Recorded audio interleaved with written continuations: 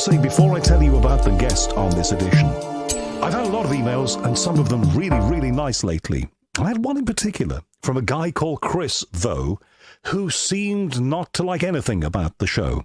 And that was very concerning to me. And, I like to get to the bottom of anything. He was telling me that he didn't like the run of recent guests, which have included, of course, recently Leslie Kean, New York Times writer John Burroughs, who was at Rendlesham Forest.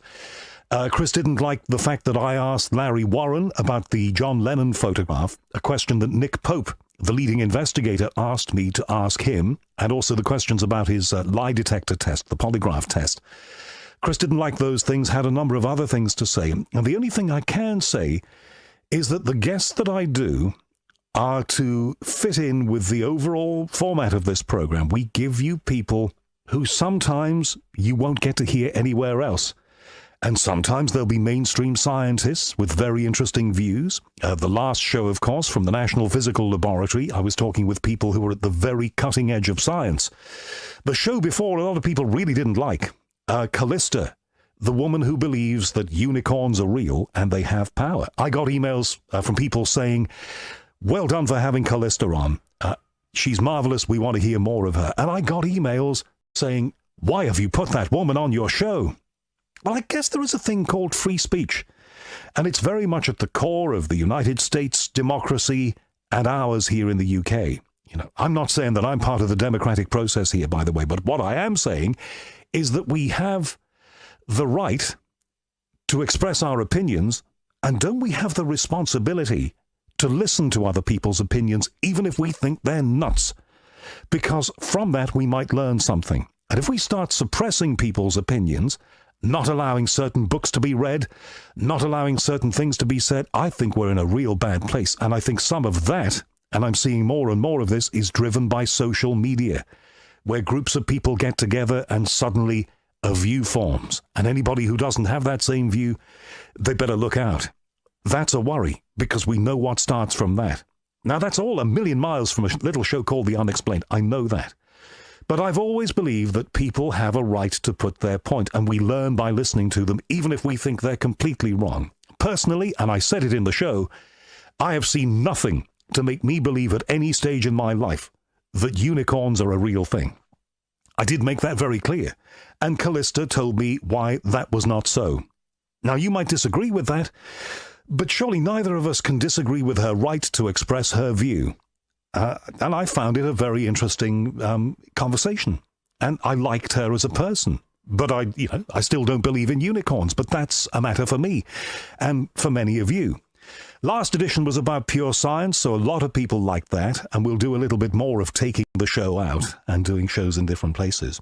This edition is about one of the most controversial subjects there is, maybe the most controversial subject. And before I tell you what it is, let me just say this, that of course we don't advocate people who put forward views that advocate law-breaking or harming people, anything like that.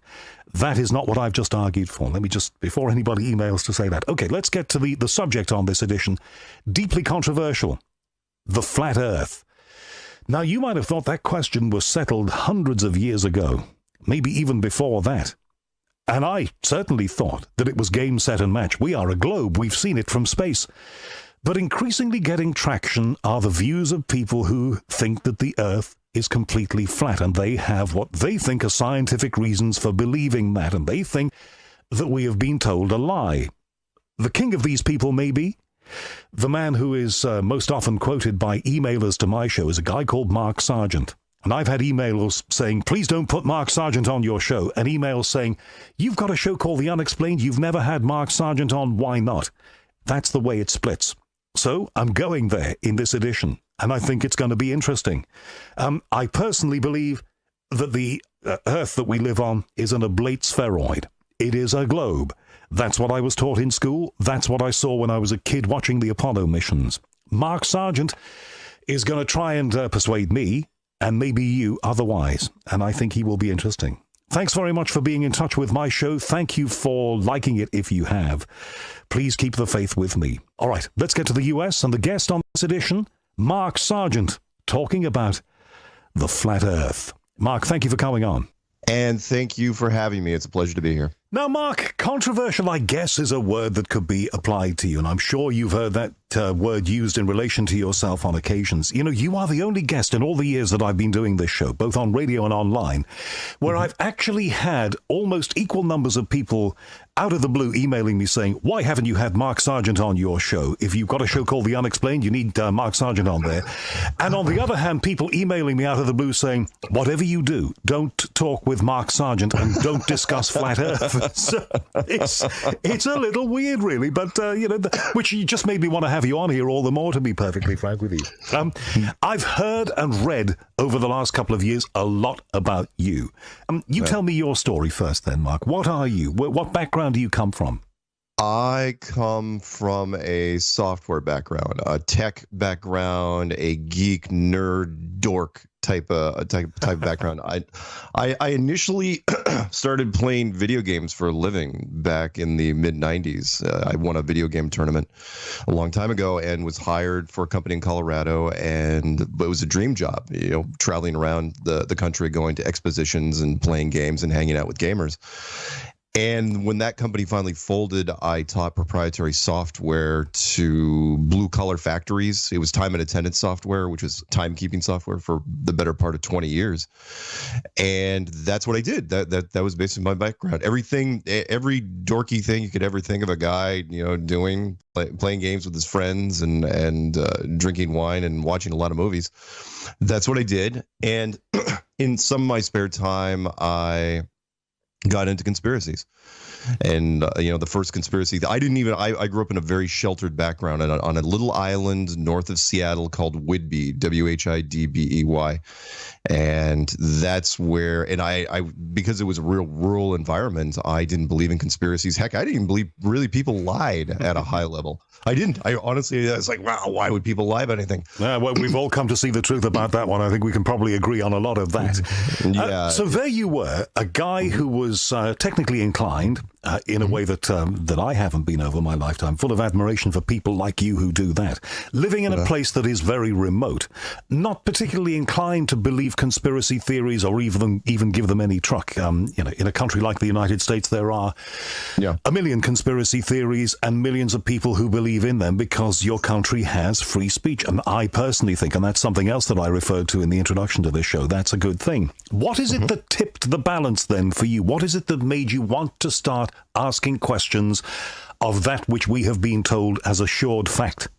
The JFK, the movie by, wow, sorry, I got a frog caught in my throat. The movie, which was done by Oliver Stone in the early 90s. I saw it in the theater opening weekend. He did such a masterful job at mixing live footage with his own simulated footage that it was basically seamless. And the audience was engaged to where when people were walking out of that thing, they were really angry.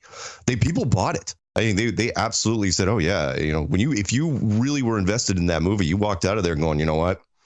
There was the lone gunman thing. You can throw that out the window. And that's what really kind of led me. Remember, the internet wasn't up and running yet. So once the internet, that's really what just exploded the conspiracy world over here in the States was the internet. And after that, I got into just about anything you would think of. I loved it. I loved mysteries. I loved anything that was unexplained. And, then, of course, we had 9/11. But, of course, I had looked at other things besides JFK, like every major American war, Pearl Harbor.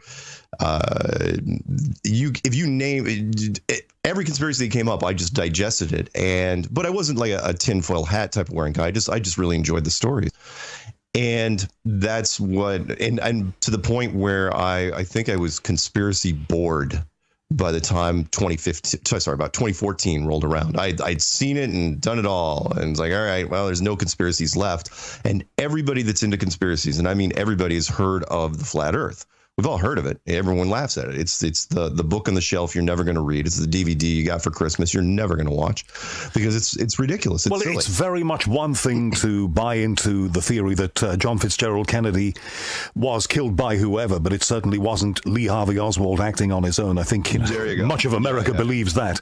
It's completely another thing to believe things like we didn't go to the moon or indeed the Earth is flat. They're very different. They challenge the nature of science. You're absolutely right. And a warning, the people that are out there, if you believe that the Americans went to the moon, went not just once, but 6 times in the late 60s, early 70s with almost no technology, and with nobody died, nobody got injured, and then they just shut down the program for no apparent reason back in 1972 and never been back since, and nobody's ever gone since, then flat Earth is going to be a really, really hard sell for you, which is why one of the litmus tests we throw out to people is, do you believe in the moon landing? That's what I throw out, because you got to start somewhere, and that's a pretty good place to start. And honestly, I'm really surprised people in the give credit to the United States for throwing the propaganda out there that inside the United States, I absolutely understand, wave the flag, rah, rah. Of course we went to the moon. We're great. We're in the United States. Outside of here, though, I'm really surprised there wasn't more suspicion out of the gate. And because there's just a lot of inconsistencies. And for me, I always thought there was something wrong with the moon missions, but I couldn't put my finger on it because I was like going, excuse me, I didn't believe it, but at the same time, I couldn't figure out a good enough reason why to fake it. It's like, why would the Americans even bother faking the thing? It's like, yeah, okay, wave the flag, we're number one, but is that it? That's all? It's an awful lot of money to spend for a little bit of false reputation. But isn't one of the biggest arguments, and we'll get into the flat Earth discussion because we have to, that's what this particular edition is about, but isn't one of the biggest arguments against we didn't go to the moon, that if we didn't go to the moon, then competitors in the space industry, the space race, that's China, that's the Russians, that's anyone else who's ever fired a rocket up there, maybe even including Kim Jong-un these days. But they would be the first to out you. They would be the first to say NASA is lying. Well, there's a problem there, and that is, there's a bunch of different movie references I could give to it, but that is, let's say I had proof, absolute proof, document. Let's say I had an astronaut that on his deathbed told me everything and gave me photos and a taped testimony. Remember, I'm in the States. Who exactly do I go to get that information out there nowadays? I mean, you can't exactly go to mainstream media because, the producers, somebody's going to talk to somebody, and it's just not, there's too many corporations involved. Do I post it on Facebook? Because how long does that stay up? Do I post it on YouTube? What do I do? So anything that's coming from another country, let's say it's North Korea or not necessarily Russia, but North Korea, or anyone that we consider an enemy, some country in the Middle East, supposedly, that story's never getting in here. It's going to be spun in a certain way, and it's just going to be discounted right away, as opposed to, like, let's say the Russians, who I believe were in on it since day one. That I have always believed that Russia and the United States at the highest levels have never really been enemies. They're just kind of posturing each other on the chessboard. Two tough guys in the end of each street, kind of giving each other a nod, and everyone's, oh yeah, these guys are going to rumble someday, and they never do. Yeah, it's for the troops, of course, they're taught to hate each other. We still, better dead than red, and, the communist threat and blah, blah, blah. But I think at the highest level, and we can, if you want me, I can go into a story, but at the highest level, I think we've always been there for each other, and it's just posturing. And it's brilliant tactic, in my opinion.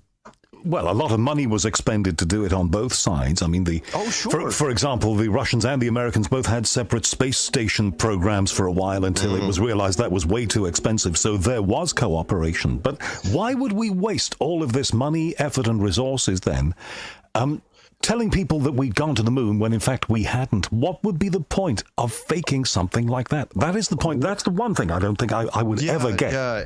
Think of it this way, because it's really only time and money. And you're saying, well, what's bigger than money? And it's like, well, keeping society under control. And I don't want to steal too much from the Matrix here, but control is such an important thing.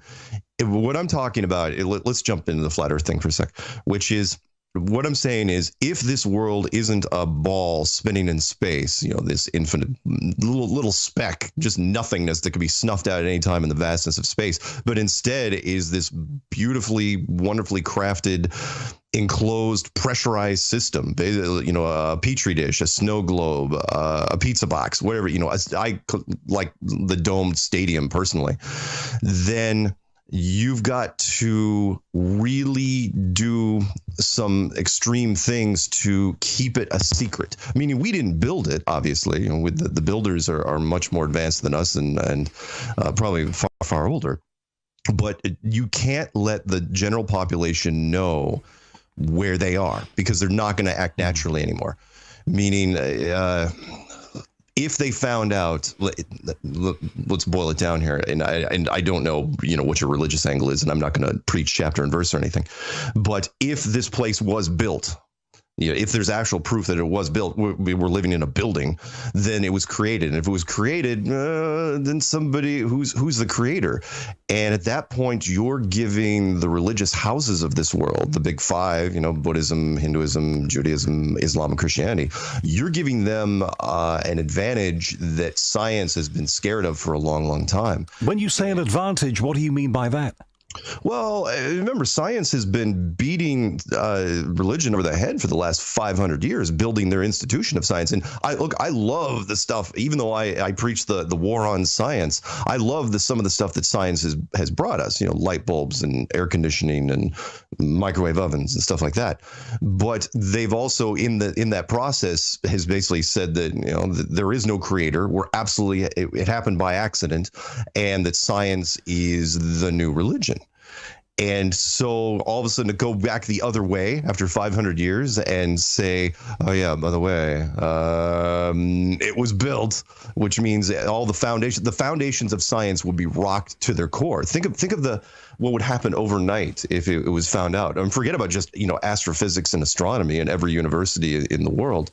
Those would shut down overnight. But the remaining physical sciences like geology, hydrology, archaeology, take your pick, any ology, that they all start with the same premise, which is, oh, yeah, we're a globe flying through space. Well, I mean, they would still have a use, even if what you say is correct. And they still have had a use for centuries. They still would have they've been there. But they would have to be retooled.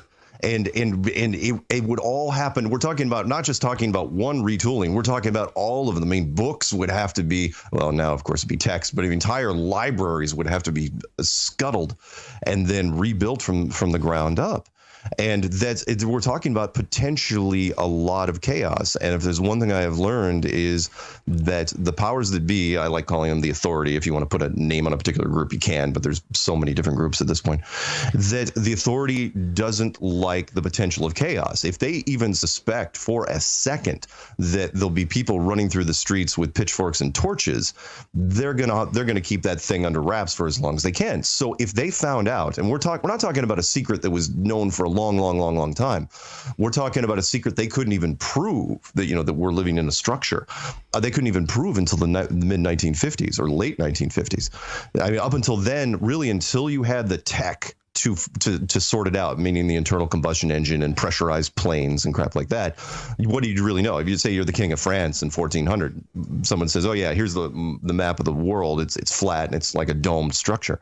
What's he going to do? He's got wooden ships and horses. He's not going to do anything. So when the Americans and the Soviet Union figure it out during Operation Deep Freeze in 1956, what do? You sit down, you have that meeting. We talk about what we just talked about. It's like, oh, what could go wrong? And once you kind of figure that out, it's like, well, that's a short meeting, a short right. X-Files. Go ahead. We have to make this really clear. I'm a big fan of that movie, The Truman Show. Jim Carrey did a great job on that show. Oh, great. It worked on so many levels. You are saying that everything is The Truman Show, and America and the U.S. know it, and America and the Russians know it, and they worked this out 60, I'm just trying to work out the numbers, 62 years ago. Yeah. Yeah, that's exactly what I'm saying. I'm saying the United States and the Soviet, I'm saying they were looking for it since the 1920s. What the best thing I could come up with was that there's been a map out there, or a series of maps, that showed what the world really looked like. And they've been around for a long, long time. But again, until you have the technology to actually do some serious exploring, you can't figure it out. So what happens is in 1928, they send our best guy, Admiral Richard E. Byrd, which was the youngest admiral in the United States Navy. He made admiral, I think, at 41, which is pretty amazing. They send him down to Antarctica, best living explorer of all. And He just goes down there and he's flying his own planes and doing his own missions. He goes year after year. He's doing his missions down there looking for something. And they're not talking about what he's looking for. And then World War II breaks out. Everybody leaves the ice except for one country, which was really an interesting little side story, which is Nazi Germany.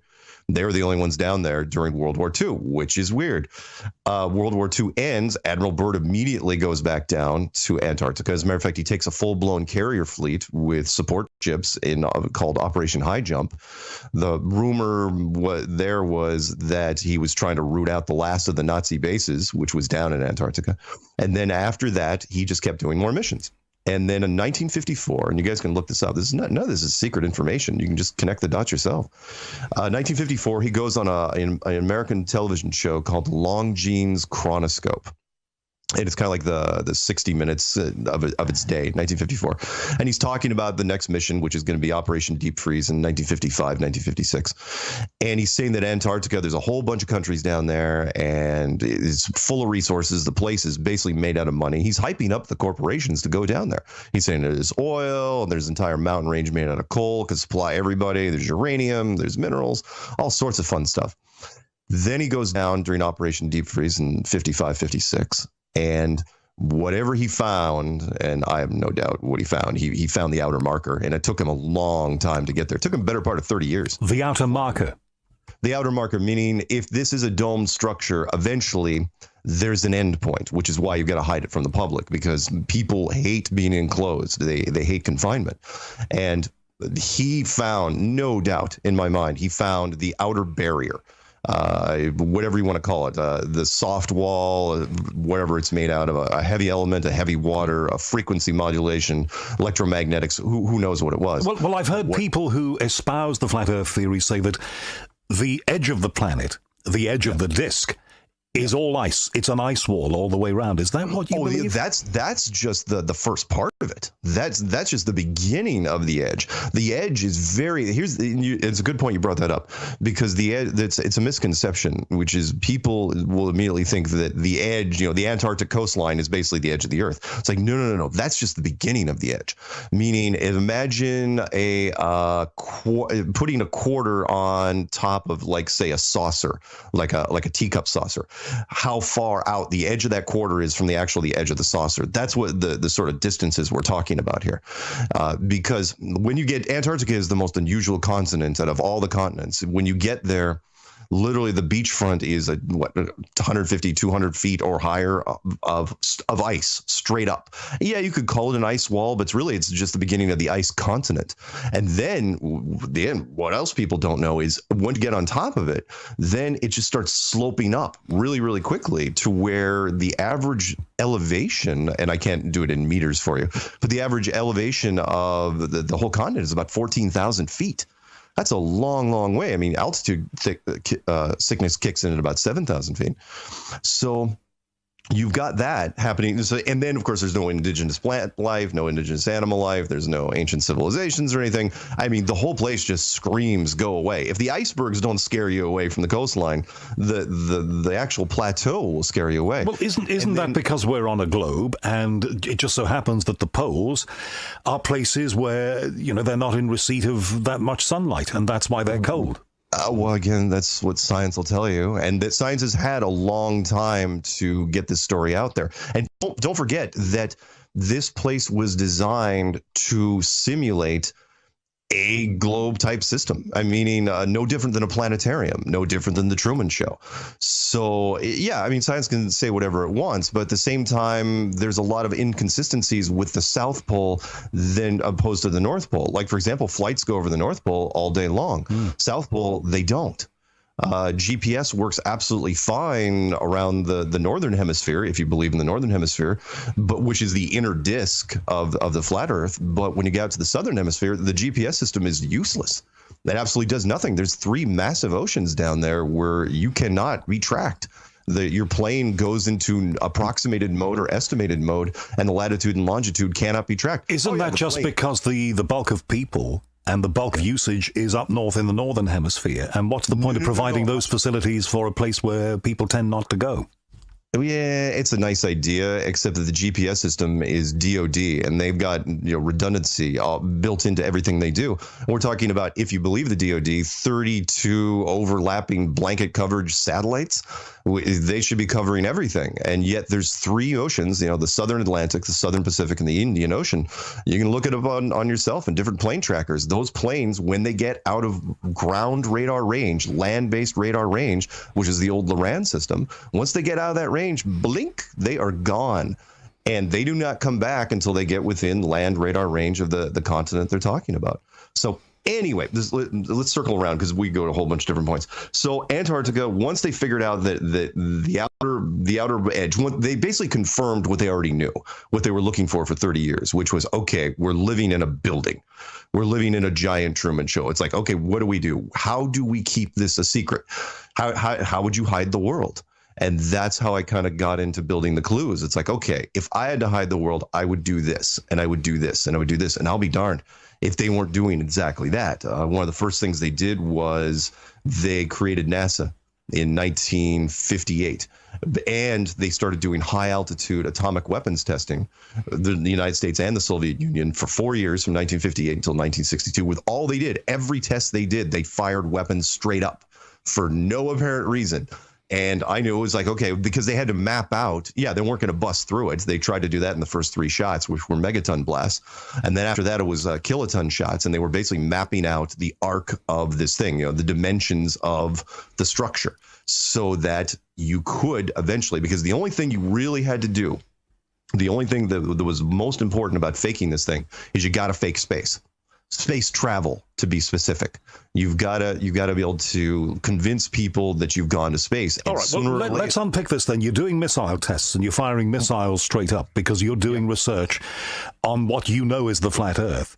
Right. Surely the reason for doing missile tests and firing them straight up is that if you do missile tests that fire across and along, which Kim Jong-un has recently done, they might hit somebody. So that's why you fire missiles straight up. You're testing your capability. You fire the missile straight up so it comes straight back down, don't you? Well, again, it's a nice idea, but if I was going to do it, eventually you've got to figure. I mean, look, it's the first step in an exploration. You've got to map out everything as best you can, and since you can't send planes up high enough, there's no manned aircraft you can go up high enough. You don't want to start killing people. Best thing is just fire rockets with huge payloads and see where they detonate or where they fail.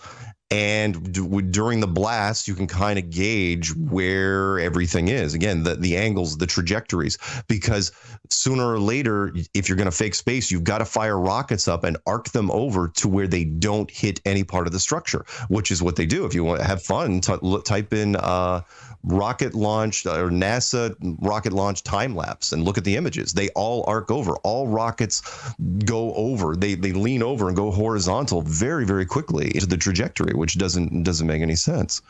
So they did that from 58 till 62. And then they did 2 things in 1959, though, which absolutely sunk it for me, which was, okay, in 1959, two very important things. One, the Van Allen radiation belts were announced by a NASA employee named Van Allen, who came forward and said, yeah, there's a lethal bands of radiation, not necessarily a dome structure. It said lethal bands of radiation up there. Nobody should ever go up there, ever. Humans, big warning sign, go away. And then also in 1959, the Antarctic Treaty was put into place. Remember, Antarctica, where Richard Byrd just a few years before said the place is made out of money, everybody go get some. And in 1959, everybody left the ice at the same time, unilaterally. Nobody complained. Nobody protested. Everybody left. There was only like 12 nations, I think, at the time, 11 or 12. And they signed a treaty saying nobody can ever set up shop in Antarctica to do anything from a resource standpoint ever. Wasn't that because it was a pristine and is a pristine and highly sensitive and delicate environment, and everybody agreed that it was? Whatever. Not 1959. It wasn't. 1959. Environmentalism wasn't even a word. Greenpeace wasn't even founded until the 1970s, and that was just a couple guys in time. I definitely concede that point. It is a 1970s phenomenon. So you're saying that? Did you say a dozen nations signed that treaty? A dozen nations signed it in that. Everyone that was down there. That means a dozen nations are in on it.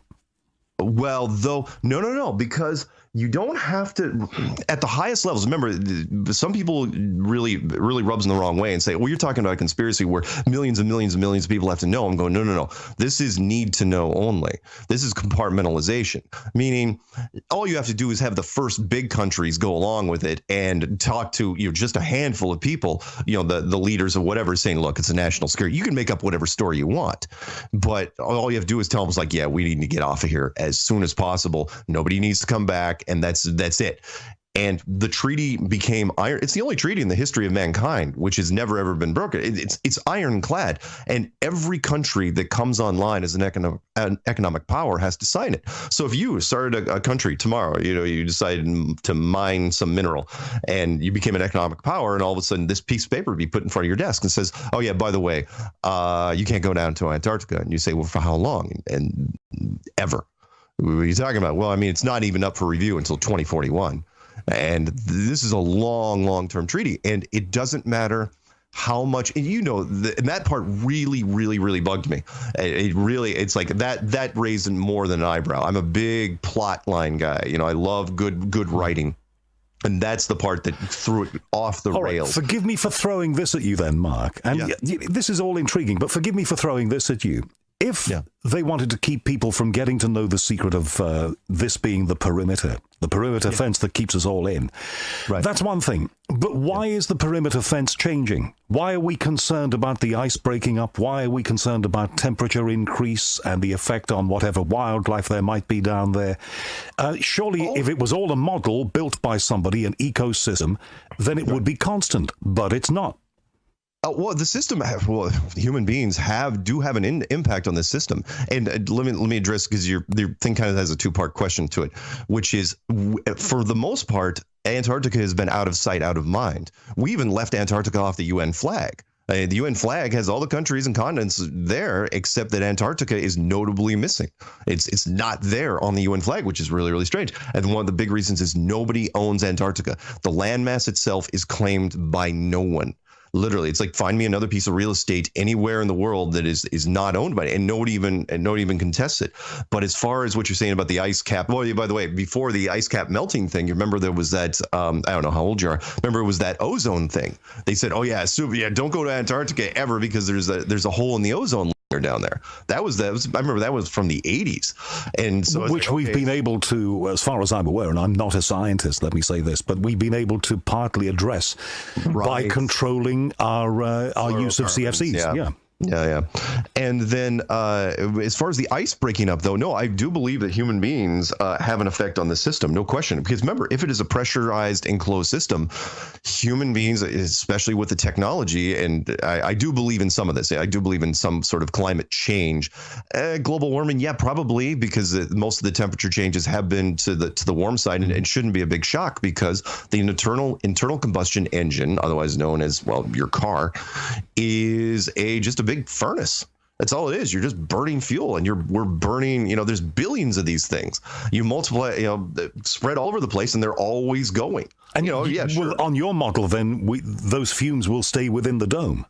Yeah, and the dome will try to compensate for it. I mean, we're talking about an automated system that works perfectly, ironically, works perfectly without human beings. But with human beings, it has to compensate. No different than if you brought in a little propane lantern into your car. Right. Well, the car that was always running. Well, your air conditioning system is going to try to compensate for that propane lantern's heat that's in the back seat, depending on where it is. And it's going to do it in a way that the car really doesn't know, even though the cars are getting smarter every day. It's not going to know exactly. It's going to create little hot and cold pockets here and there, and it's going to change the climate system inside that car. And I know it's a simple demonstration, but you kind of see what I'm getting at, meaning, yeah, we're changing stuff, and there is extreme weather, and it's happening. It's weird all over the place, and there's islands that are slowly disappearing, and then, there's storms happening where there shouldn't be. But I also think the military has been kind of meddling as well. I believe in the HAARP system, and I believe that because weather is just energy transfer, and we've been able to blow out hurricanes for a long time in a crude way. So if we decide to create weather in a certain place, the system is going to compensate and transfer the energy somewhere else, and there's going to be blowback. I've never been Mr. Cheap Point Scorer, so please don't think I'm trying to do this. As I say, I find what you say fascinating, but you use the phrase global warming. If you don't believe there's a globe, how can you call it global warming? Yeah. It's because of the conditioning. And that excellent point to bring up. Global, the term global and sphere and ball have been used to describe our world for so long, and it's been in our psyche for so long, which is why people just brace against it, mostly because the globe has been put in your classroom ever since you were in school. I mean, it starts out over here when we're 6 years old. It just sits in the classroom, and it's just this little toy that sits with you for 12 years. I mean, that is amazing conditioning, because you don't even have to reinforce it every day. It's like, oh yeah, this is where you live. This is your home. If the kids absorb that 12 years on this side unchallenged, what do you think is going to happen? When they get out, if somebody goes against it, the first thing is going to be denial.